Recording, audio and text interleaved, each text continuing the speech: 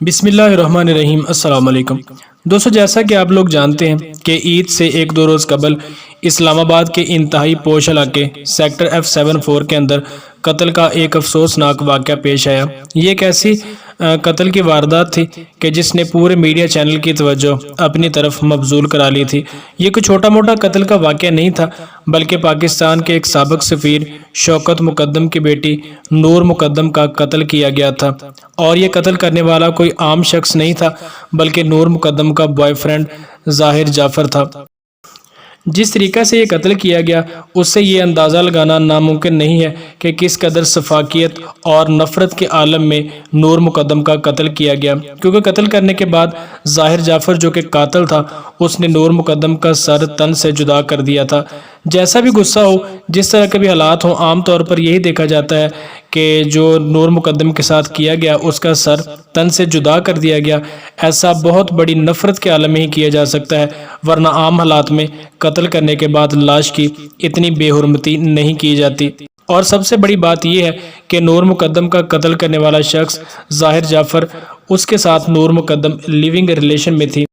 آپ میں سے اکثر دوست شاید اس بات کو نہ جانتے ہوں کہ لیونگ ریلیشن کا مطلب کیا ہے۔ اصل میں لیونگ ریلیشن جیسا کہ یورپین ممالک میں عام ہے کہ شادی سے پہلے بھی لڑکے اور لڑکی کو ایک ساتھ رہنے کی اجازت دی جاتی ہے، وہ ازدواجی تعلق ایک دوسرے کے ساتھ قائم کر سکتے ہیں۔ انڈیا میں بھی یہ عام ہے، اور اس کے بعد جو بیرونی طاقتیں ہیں پاکستان میں بھی اس کلچر کو عام کرنے کی کوشش میں لگی ہوئی ہیں۔ ان کی یہ کوشش ہے کہ پاکستان میں لبرلزم کو عام کیا جائے اور نئی نسل کو اسلام سے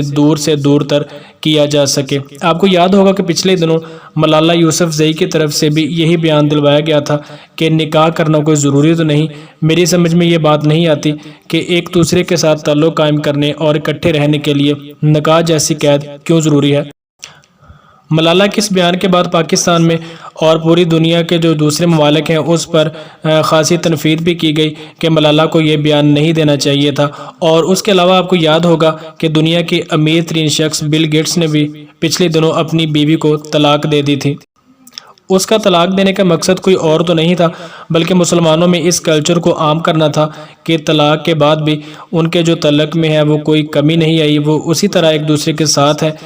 بلکہ وہ اظہار یہی کرنا چاہتے تھے کہ نکاح نام کی جو چیز ہے وہ ضروری نہیں ہے، اس کے بغیر بھی آپ ایک دوسرے کے ساتھ لیونگ ریلیشن میں رہ سکتے ہیں۔ دوستو، اگر انسانیت کے ناطے دیکھا جائے تو یہ جو قتل ہے وہ بہت ہی افسوسناک قتل ہے، لیکن دوسری بات بھی اپنی طرف موجود ہے کہ اگر آپ اسلام سے دوری اختیار کریں گے، اسلامی احکام کو نہیں مانیں گے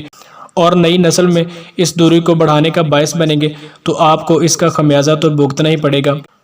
بتایا یہی جاتا ہے کہ عورت مارچ میرا جسم میری مرضی کا جو نعرہ لگایا تھا اس میں بھی نور مقدم پیش تھی۔ بڑے بڑے گھروں کی جو بگڑی ہوئی اولادیں ہیں وہ ظاہر سی بات ہے ماں باپ کے کہنے پر بھی نہیں ہوتی، تو ایسی جو لوگ ہیں لڑکے یا لڑکی ہیں ان کا بیرونی طاقتوں پر اثر جو ہے وہ زیادہ چلتا ہے، اور ان کو ٹریپ کرنا بھی ان کے لیے زیادہ آسان ہوتا ہے۔ وہ ان کو بہکاتے ہیں یا پھر پیسے کا لالچ دیتے ہیں، جیسے بھی وہ کرتے ہیں وہ ان کو سڑکوں پر لاتے ہیں اور اسلام میں لبرلزم کو لانے میں ان کا جو کردار ہے وہ نبھاتے ہیں، اور یہی کوشش کرتے ہیں کہ پاکستان میں بھی اور دوسرے اسلامی ممالک میں بھی لوگوں میں لبرلزم کو عام کیا جائے تاکہ نئی نسل جتنا بھی ہو سکے وہ اسلام سے دور ہو، اسلامی نظریات ان میں نہ آئیں۔ اور یہی وجہ ہے کہ پاکستان میں عورت مارچ کو فروغ دینے کے لیے ان بڑے بڑے گھروں کی جو بگڑی ہوئی اولادیں ہیں ان کو استعمال کیا جاتا ہے، جس کا ایک مہرہ نور مقدم بھی تھی۔ اور آپ یہ دیکھ چکے ہیں کہ میرا جسم میری مرضی کا دعویٰ کرنے والے جو لوگ ہوتے ہیں ان کا اللہ نہ کرے آخر پر انجام یہی ہوتا ہے، کیونکہ اسلام سے ہم جتنا دور ہوتے جائیں گے اس کے جو نقصانات ہیں وہ ہمارے زندگیوں پر لازمی طور پر آئیں گے، اور ایسے ہی واقعات پیش آتے رہیں گے۔